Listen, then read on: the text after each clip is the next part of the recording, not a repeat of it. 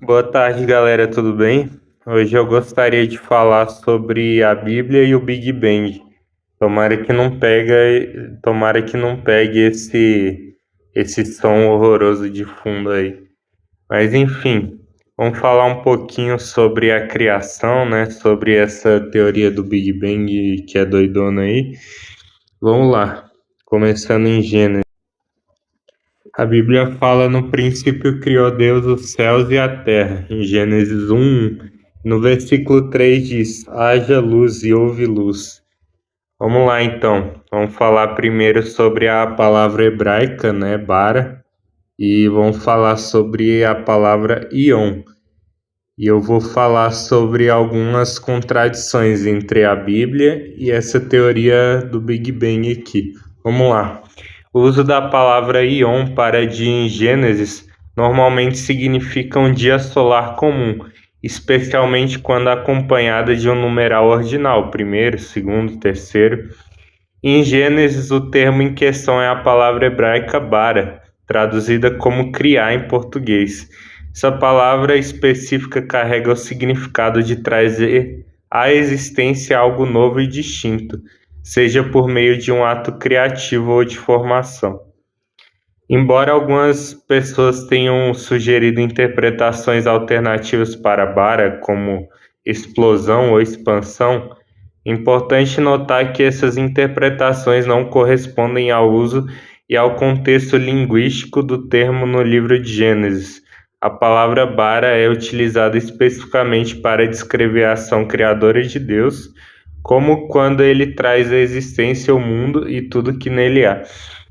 Então eu resolvi até mesmo fazer esse vídeo aqui, porque eu entrei em um grupo de teologia e tem gente que quer de qualquer jeito colocar a ciência dentro da Bíblia, né? E não estou dizendo que a ciência sempre invalida a Bíblia, mas nesse caso, por exemplo, aqui é muito difícil conciliar as duas coisas. São duas coisas que são bem contraditórias, eu vou mostrar mais à frente aqui, né? Segundo o que eu já falei, eu vou continuar falando aqui. Enfim, além disso, a narrativa de Gênesis apresenta uma descrição gradual e organizada da criação, em que Deus fala e as coisas são criadas. A palavra bara enfatiza a ação sobrenatural de Deus como Criador, que traz à existência aquilo que não existia anteriormente, como eu tinha falado. É importante notar que a interpretação das palavras e dos conceitos em Gênesis deve considerar o contexto, a língua original e as intenções do autor bíblico. No caso de bara, seu uso específico e repetido na narrativa da criação destaca o poder criativo de Deus e sua habilidade única de trazer à existência tudo que existe. Então, somente Deus tem essa capacidade de trazer tudo à existência do nada, que é o que especifica esse verbo bara no hebraico aqui, essa palavra. A origem da luz, né? Segundo o relato bíblico em Gênesis 1, 3 a 5, Deus criou a luz no primeiro dia da criação, antes mesmo de criar o sol, a lua e as estrelas no quarto dia. Segundo a teoria do Big Bang, a luz surgiu após a explosão inicial, mas foi ofuscada pela matéria opaca até que as primeiras estrelas se formaram. Então a gente já vê essa contradição entre a origem da luz da Bíblia e a do Big Bang, né? Não tem como conciliar as duas coisas. Partindo para a próxima coisa, a origem da vida. Segundo o relato bíblico em Gênesis 1, 20 a 31, Deus criou a vida na terra por atos sobrenaturais de sua palavra, dando origem a diferentes tipos de seres vivos segundo as suas espécies. Segundo a teoria do Big Bang, a vida na Terra surgiu de um processo natural de evolução química e biológica, dando origem a diferentes formas de vida a partir de um ancestral comum. Interessante. Só que é o seguinte, ó.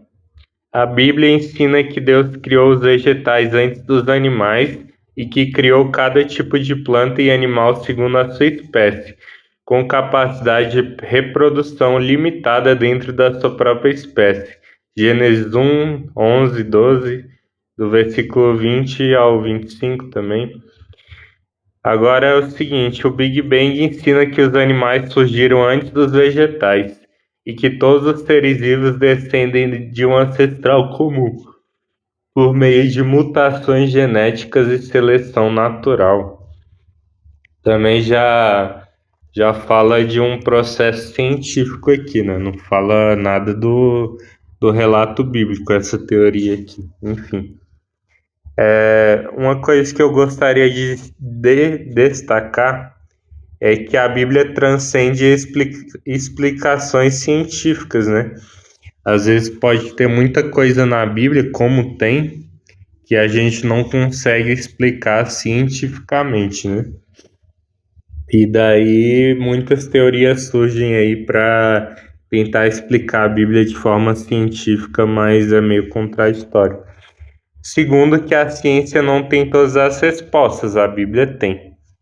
A Bíblia tem muita coisa que a ciência não pode explicar e a Bíblia fala de Adão e Eva. Já tem teorias que falam de Lilith, né? Que Lilith foi a primeira mulher e não Eva. E daí criam várias outras coisas, várias vertentes ideológicas diferentes só para poder negar a Bíblia, porque muitas vezes o diabo trabalha para tentar destruir a verdade, né? Tentar anular a palavra de Deus. E daí surgem muitas heresias aí. Eu vi um cara um dia falando que o pecado de Eva era ter feito sexo com o diabo, tipo, uns negócios absurdos, sabe? Enfim, o Big Bang não pressupõe a existência de um criador, sendo que tudo surgiu para eles do nada, não precisa ter um criador, exatamente. E tem muitos ateus que concordam com isso, né? Que concordam com essa teoria, né? A não existência de um criador, ele já concorda, só a teoria que tem muitos que concordam com isso para provar a inexistência de Deus, enfim. Muitas pessoas tentam fazer com que a Bíblia precise necessariamente provar a ciência. Isso é verdade também. Muita gente quer que a Bíblia prove a ciência e quer colocar a ciência dentro da Bíblia de qualquer jeito. Isso não deve ser feito porque uma coisa é a Bíblia, a palavra de Deus inspirada, e outra é a ciência dos homens, né? Não tem como colocar as duas coisas juntas sempre, toda hora, né? E segunda coisa que eu fiquei pensando era sobre o sétimo dia, né? Se não foram dias literais, então o sétimo dia que Deus mandou guardar também não foi. Então a gente pode falar que o sétimo dia é, sei lá, qualquer dia da semana, e que quando as pessoas eram punidas ali no Antigo Testamento por não guardar o sábado, então estava errado, né? Porque elas podiam guardar qualquer dia, enfim, né? E essas são as coisas que eu quis trazer para esse vídeo aqui, né? E é isso. Eu quero que vocês reflitam, eu quero até que vocês fiquem pensando aí por que que as pessoas tentam enfiar dentro da Bíblia a ciência de qualquer forma e querem que as duas coisas se completem aí. Enfim, eu achei necessário gravar esse vídeo por uma discussão até que eu estava tendo hoje num grupo de teologia. E é isso, galera. Fiquem com Deus e até a próxima. Deem like, curtam, compartilhem o vídeo e tamo junto. Vou postar no YouTube depois. Primeiro no TikTok aqui. Valeu!